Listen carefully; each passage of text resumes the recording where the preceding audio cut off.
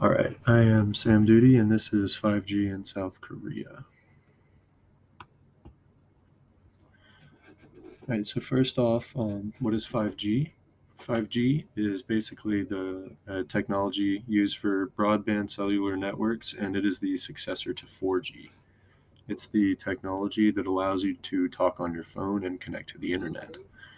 5G was deployed in 2019 and is expected to cover 25% of the mobile technology market worldwide by 2025. And in some instances, 5G can actually be up to 100 times faster than 4G. All right, so who is using 5G? 5G is used by many people in South Korea, pretty much most people in South Korea, and even more than in the United States. In areas where 5G towers are present, anyone with a cell phone or internet access can use 5G. And some examples of the major 5G users would be mobile network operators, the government, equipment manufacturers, universities, and the research community. All right, where is 5G being used? So, as you can see on this map, pretty much all of South Korea's urban areas are very, very well covered by all three of the country's top 5G providers right now. And because of the country's commitment to being on the forefront of 5G technology, it is deployed in pretty much every major city, especially around Seoul. And it seems that from looking at the map, the areas that aren't covered are mainly rural and mountainous and covered in trees. So it just makes it difficult to get towers in certain areas. But pretty much all of those little, I guess, roads of red you can see on the map, there's a major city through every one of those. So it has use in every major city. And if you look closely, you can even see coverage on the southern island down there.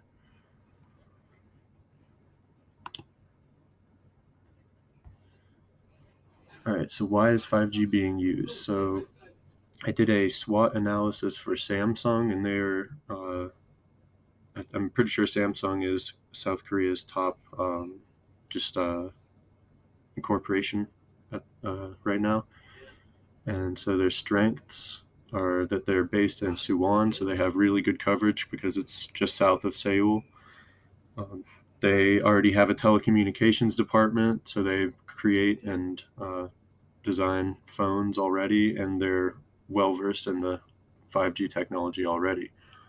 And I guess the only weaknesses I could really think of would be their competitors like LG, but still, that's not really even that big of a problem. And so, opportunities would be there's new research opportunities for them for phones, new development opportunities again for phones, and then just faster production in general. And I guess again, like one of the only threats I could think of would be that their old technology would become moot and just needs replacement. But it's not too bad. So when is 5G used? All the way back in 2013, the country announced a plan to be the first country to commercialize 5G by 2020. And in 2018, they concluded their tests and trials of the network and made it fully available to the public. And then by December of 2020, coverage was at the point that was previously shown in the map. So 5G and SDGs. 5G is very useful when it comes to tackling SDGs in South Korea, especially because of its wide coverage.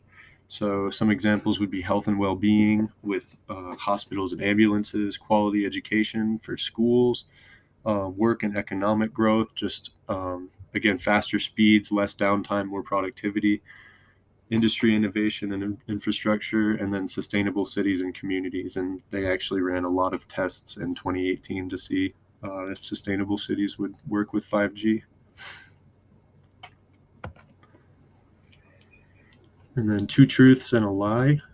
South Korea aims for 100% population coverage by 2025. 5G can reach 10,000 megabytes per second, and 5G comes with new radio frequencies.